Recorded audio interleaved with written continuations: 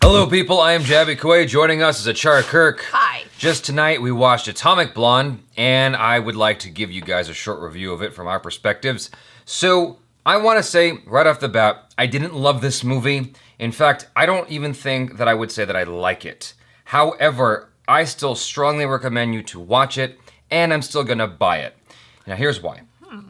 There is this fight scene in the middle of the film. I would say it's 3/4 of the way into the film, right? Yeah, it was quite a ways in. Yeah, and I would say it's one of the best fight scenes I've seen captured on film in a long time. It's just so visceral, so impactful, and it has this seamless effect of being one long take. Even though it's not, I could see where the tricks were, but it was so smooth that I couldn't even see the transition because it was done so well. Yeah. But just hands down, one of the best fights. The unfortunate thing is, in the rest of the film, the other fight scenes don't hold up to that, like in terms of just how visceral it feels. I could see what the director was going for because the camera wasn't moving much and you could clearly see the action, but it looks like it was shot at a regular 24 frames per second instead of undercranking to 22 or speeding it up in post-production. So it was just like exactly how it looked on set is how it looked on camera and therefore how it looked in the theater, with the exception of color correction and all that stuff. So the other fights didn't feel as impactful to me. Right. There were good moments in the film that were like cool, but as a whole, it just didn't move me. Except for that one fight scene. That one fight scene just like, when I was watching, I couldn't believe what I was watching. And so for that, I would actually pay the admission just to watch it again. I wouldn't watch anything else but that. I'd just, get my ticket and come in an hour into the movie. Go hang out at the bar and then come in after an hour. Yeah, like, I'm not even kidding. I feel very strongly passionate about how good that fight scene was. Like, I can only hope to be able to make a fight scene as good as that someday. Yeah, I mean, it was pretty amazing. As someone who's, I don't have the same fight experience as you, and I've never been in a fight, but I imagine that if I had ever witnessed a fight, it would probably look like that, because it felt like real time. Right. And it was really cool to kind of watch Charlize Theron kick some ass and also get the shit kicked out of her as well, and also moments where people were struggling. Right. Well, it certainly had the effect that the fight scenes from Daredevil had. Daredevil has this one great fight scene in a hallway in season 1, and then a stairwell fight in season 2, and the fight scene here, I feel like quite possibly surpassed those two fight scenes combined. Wow. If that gives you any sense. Like, if you know me and you know my history and what, the things I love those two fight scenes from Daredevil season 1 and 2. And I think that it makes the show worthwhile. For me, Atomic Blonde surpassed it. It's one of my all-time favorite fight scenes, immediately indoctrinated into that list. And so, indoctrinated is the right word, right? That's the right... indoctrinated? Yeah, sure, I guess. Okay. Why not? I'm still learning English. So, anyway, I love that fight scene so much. I would watch the movie again for that fight scene, just as like from a study standpoint of as a filmmaker, as an actor, as in doing any kind of stunts, anything like that, choreographer. It was done so well. I'm convinced. I suspect there was a possibility they swapped out Charlize Theron with a stunt girl sometimes, but I couldn't tell when they did it, and I was convinced it was her. I was convinced it was her the whole time. I thought I had heard or read that she had she definitely trained for like 4 months in order to be able to do this, and she did her own stunts to the extent that she hurt herself. That's always a thing, but that doesn't mean there aren't stunt doubles. Oh yeah, I mean, I'm almost certain she didn't fall down the stairs by herself. Right, exactly. No, but the thing is, like, all that stuff looked real. And it had this, like I said, it had the effect of being one long take. It was amazing. You felt like you were in it with these people. And when she, like you said earlier, like when she's thrown up against the wall, there's this one part where she, like, smacks this guy with this DJ device and then falls down because she's so exhausted.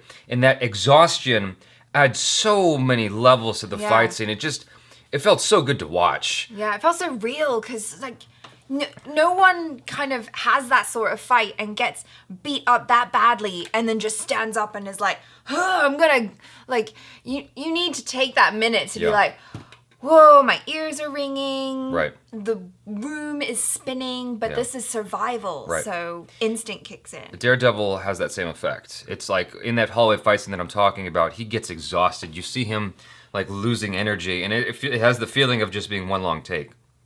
All right, so if you guys liked the Daredevil fight scene in the hallway or the stairwell, I would strongly recommend watching this movie just for that fight scene. Now, that being said, 2,377 people gave it a rating on IMDb, and it has a 7.2 out of 10. I didn't look at Rotten Tomatoes since going to the film, but it looked like it had a 75%. So it seems like the majority of the people that watch it enjoy it, at the very least. I would say that's a pretty accurate assessment. Like, I don't think it was a bad movie. I don't think it was a brilliant movie. Right. Like, I'd say 75% is about, if you were in school, that would be a C. Yeah. So, that's fine. It's average. I don't know. For me, it's just like I just want that fight scene. That's it. I don't care about the rest of the film. I don't care to see the rest of the film ever again. The thing is, like, James McAvoy did a good job, though. He did. His character felt very multi-layered, multifaceted. Like, there was a lot going on there. Him and the chick, what's her name? Sofia Boutella. Yeah, Sofia Boutella. Oh my God, Jesus Jaby's Christ. got a crush. But she also just was a fun character. She was. I really, she felt real to me. As a character. Whereas, I mean, we had some issues with Charlize Theron's acting, but I think that was mostly to do with just her acting, not very good accent. No, her acting. Her performance was fine. Yeah. It's her accent that was bad. Like, as an actress, she's awesome. Charlize Theron is really, really good at giving you the right performance, but her accent was just, like, not good. Like, I'm not British, but I've been around British people. But even absent of that, like, I can pick up on that kind of stuff, and it just, like, it bugs me because it draws so much attention to itself. And when you get to the end of the film, it makes you even more frustrated, I think. Yeah, we won't tell you why, but yeah. So, yeah, that's it. I mean, those are my feelings on it. Oh, okay. Just to further illustrate a little bit, because people might be wondering why I have such a problem with the film.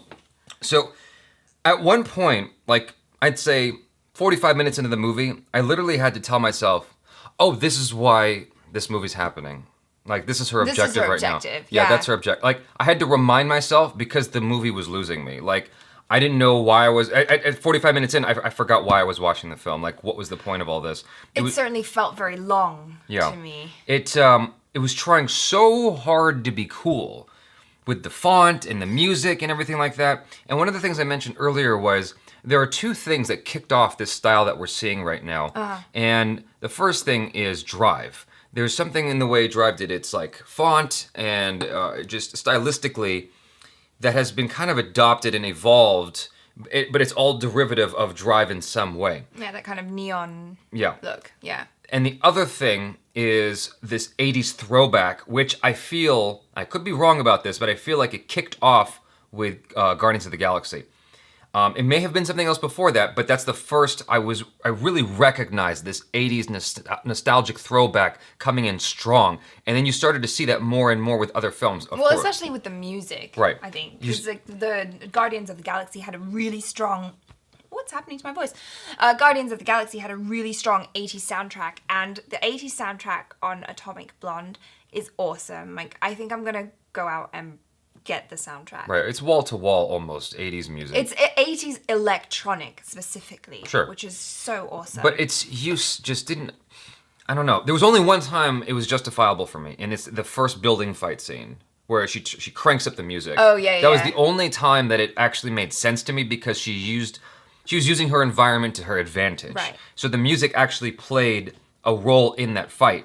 But other times it felt like it was trying so hard to be cool that I just didn't care. There was something, it just threw me. Like, it took me out of the movie, and I don't know why. I understand that, but I do appreciate that the film itself was very stylized. Like, you knew exactly what style they were going for with the color of, like, the color palette, which was really blue, and then all the neon and stuff. I mean, I didn't mind it. I felt that they made a strong choice, and they committed to it aesthetically, as well as with the music, which I thought was brilliant. I think if everything else was in place, then then that would have been cool. But just like, I just didn't care. Well, like, I guess it's kind of like going on a date with a hot girl, right? And you're like, wow, she's beautiful. She's got the entire package, but conversation sucks. It's like little cuckoo birds up there and we're not hitting it off and then you just get bored. But, you know, it's nice to look at. That's exactly how Sintel described Prometheus. Oh, really? That's exactly how he described Prometheus. Was like a hot girl who can't speak. But that's not how I felt about it. I mean, that's not the analogy that came to my head. I think what made me frustrated was that it had all the workings of a good movie. Yeah. It had all the pieces there. It just didn't quite come together the way I wanted it to. It didn't really hook you in. It Right. was just like, it felt like it was all very much on the surface. Because they were Yeah. trying so hard to be cool. It's Yeah. like they were so concentrated on style, they forgot to like focus on the story. Right.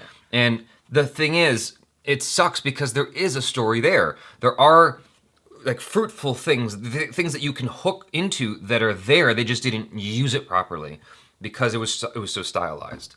Like they had great actors, they had great cinematography, they had the style going for it. They had a great, action choreographer, and they were trying. And they had this objective.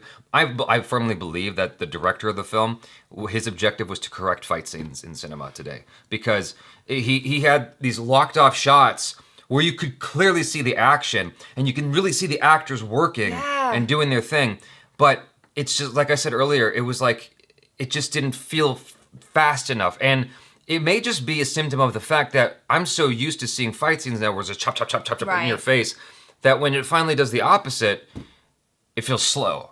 And that might not, maybe with a second viewing, I won't feel that way. Maybe I'll be able to appreciate it more, but it just felt like there were these gaps in the fight scene that needed to be closed, and I'm not sure why I just felt like it was the fault of not undercranking or not speeding it up in post. But I do want to watch the movie a second time, believe it or not, just to see those fight scenes again. That's the only reason I want to see it. I would wait for it on Blu-ray. Yeah. Yeah. So, then there is some, girl-on-girl action in the movie. I didn't even talk about that. Oh, yeah, the girl-on-girl action. Yeah. Boys and girls. You like that more than I did, though. Like, I watched, which is so ironic. Well, I just thought it was so sexy. Right. And I read an interview with Charlize Theron about this film, and her choice to kind of get jiggy with the female agent was because she was like, well, that's goes against the stereotype, you know, because you would expect her to sleep with James McAvoy's character, but her sleeping with Sofia Boutella was completely unexpected, and it was hot. She was extremely powerful, you know, she was dominant, and she took control of the situation, and it was quite sexy. Yeah, except it lasted all of 20 seconds, and then it was over. I'm like, It was like, and I could feel it coming. I think that's what pissed me off, is that I knew it was gonna stop. I'm like, this is right when I was about to say this is getting good, it stopped. It's not a French movie. Okay, so what does that have to do with shit? They, as much as you see in the ad, is you maybe see 5 more seconds of that in the movie. That's what made me annoyed. It's like I got most of that in the trailer. You know, most of my jollies were from the. Anyway, we don't have to go into that. It was an interesting backdrop, is another thing I should add. Like, it's set during the end of the Cold War, and it's like this thing that's just happening in the background. And I love that idea that there's this epic event, this historical event, that's happening in the background, and meanwhile these people are duking it out and having these issues in the foreground. I love that idea. I think that's really cool. It reminds me of some stories I came up with 10 years ago. So I'm all about that.